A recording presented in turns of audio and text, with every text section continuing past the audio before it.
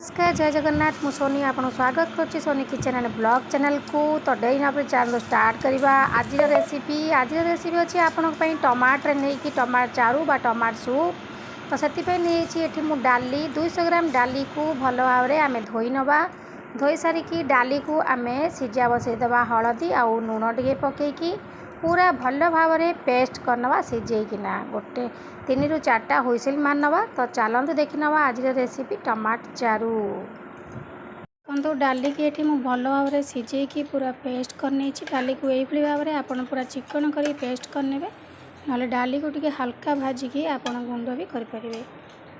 तो तापर देखो ये मुझे टमाटो टमाटो गोटे केजी अच्छी। तो टमाटो को भल भाव में आप चिकन भाव में पेस्ट करने देखूँ ये भाव में पेस्ट करनी जहाँ को डाली खाया भल लगे। तो ये भाव में टमाटो को आप बनईकी दिंतु से मैंने बहुत बढ़िया से खाए और भात सर्ट साइड की पूरा उठी।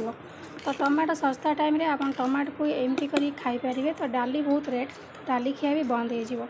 तो देखो ये मुझे टमाटो पेस्ट को से डाली देहरे ढाली नौची।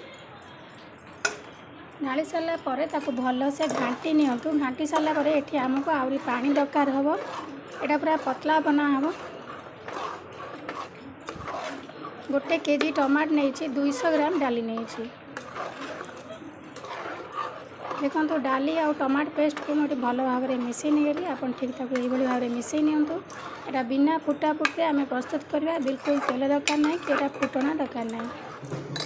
यहाँ बहुत बलिया अच्छी। तो कंसटा को धोईकी मुझे पानी दे दूँगी पूरा पतला कराव यहाँ फुटी फुटी सी सीझी सारापर भी पुणी पानी तार मरीज।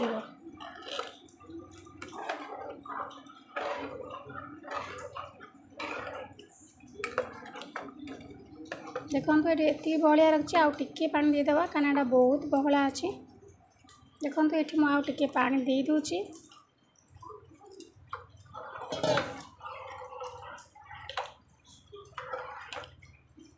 डाली सीझेला बेले मुझे हलदी गुंड पकई नहीं हलदी गुंड पकेबी ये आप स्वाद अनुसार लुण पकई ने। ये बहुत बेसी होती मोर मुझे 4 चामच पूरा फुल फुल लुण पकई नौ। डाली भी लुण पकई आप देखिए पकई ने। ये आप लंका गुंड पकेबेनि गोलमरीच गुंड पकेबा। ये देखो फास्ट मुझे पकई नौ धनिया गुंड ये मुझे 4 चामच पकाऊँगी। ये धनिया गुंडा बहुत बढ़िया बास्ना होता है। आपको आम टमाटर चारू कि टमाटर रसम कहे। तो देखो ये धनिया गुंड 4 ରୁ 5 चामच पकई नेली। आपन जदि एमती गुंड न पकेबे ताले धनिया जीरा आ गोलमरीच 2टा शुखला लंका भल से ग्राइंडिंग करने। देखो ये मुझे पकई नौ गोलमरीच।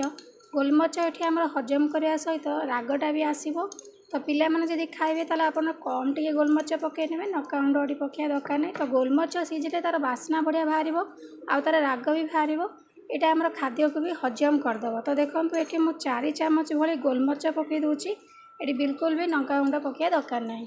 तापर देखो ये मुझे पकई नौ भूसंग पत्र। ये भूसंग पत्र आप बेसी परिमाण में पकेबे आर मसला मसली केवल यहाँ सीझिले आर बहुत बढ़िया बास्ना बाहर आउ फुटा फुटी करा जाएनी। तो बास्नाटा बहुत बढ़िया हम जो सीझ भूसंग पत्र आ गोलमरीच धनिया गुंड गोटे चामच पकई नवा। जीरा गुंड यहाँ आप कौन करेंगे जो आपण पाखे गुंड यदि टे जीरा नहीं जाए गोलमरीच नहीं जाए और धनिया नहीं जाए ताकू भल भाव में भाजी ने शुक्ला लंका 2टा पकईकी भाजिकी भल भाव में ग्राइंडर करने। तो देखो ये मुझे जीरा गुंड गोटे चामच पकई नौ।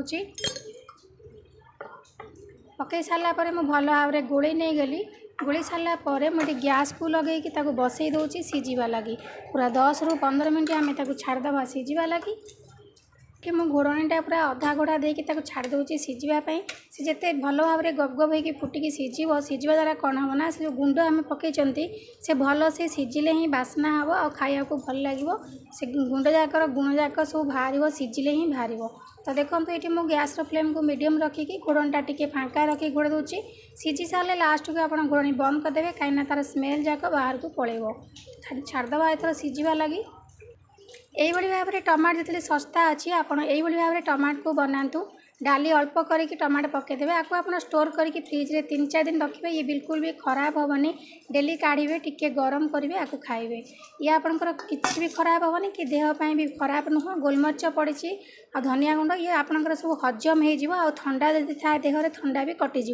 तो निश्चित भाव में आपको प्रस्तुत करेंगे। डाली भी बर्तमान बहुत रेट है। जदि आप टमाटो भी सस्तार पाइबे ताले अपन टमाटो को एमती बन दिखाँ सहित खाइबार रुचि बढ़ी जहाँ खाइबा इच्छा होनी वयस्क लोक रुचुनी से सागे सागे यहाँ रुचिज मैंने से थाली भात जगह 2 थाली भात खाई ने कहीं यहाँ बहुत सुंदर टेस्ट लगे खटा खटा है। तो छाड़ते ए सीझे नवा भाव यहाँ फुटिगला 15 ରୁ 20 मिनट। तो ये नहीं मुझे धनिया पत्र को भल भाव धोई नहीं आम धनिया पत्र को भल से टिकी टिकी करके काटी नवा।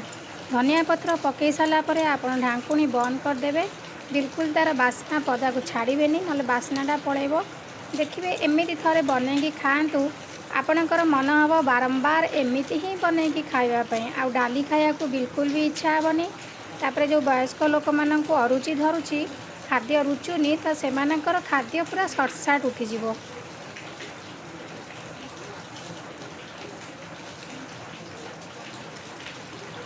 देखो ये मु धनिया पत्र को काटी नहीं गली आपन को देखे नौ केते सुंदर भाव में फुटुची। देखो फुटी फुटी सीझीगला भल से सीझी सीझी आपणकर जो बाहरी पड़ो तार मसलार गुणटा तापर आपन ताको बंद करदे। तो देखो एबे मु पकई नहीं गली धनिया पत्र।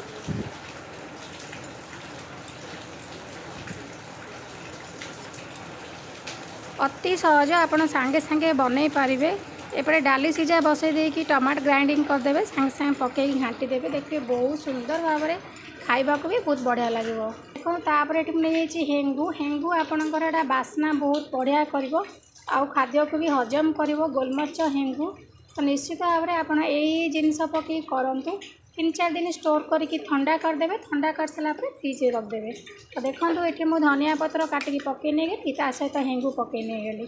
तो रेडी हो गला आमर टमाटो चारू बा टमाटो रसम।